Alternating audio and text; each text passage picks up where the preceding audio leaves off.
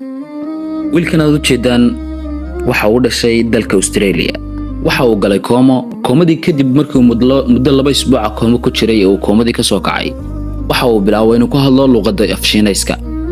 luqadiisa dhammayd uu ku hadli jiray ee Englishka ahayd waa uu ilaaway waxaana bilaabay inuu qoro kuna hadlo luqadda Shiinayska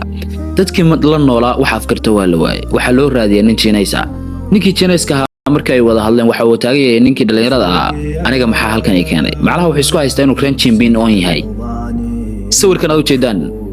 sawir ma oran karnaa alwaaxan la rinjiyay ma aaminaysaa haddaan ku dhaho waxa la kala siistay 48 milyan alwaaxan aad u jeedid waxa la keenay meelaha lagu iibiyo alaabaadka qadiimiga ah markii la keenay meeshii lagu iibin jiray alaabaadka qadiimiga ah dadkii tujaarta waxay bilaabeen inay ku gorgortamaan sawirkii qof kasta si wax ugu dari aniga intaasaan siisanay aniga inta waxa la gaarsiiyay qiimihiisa 48 milyan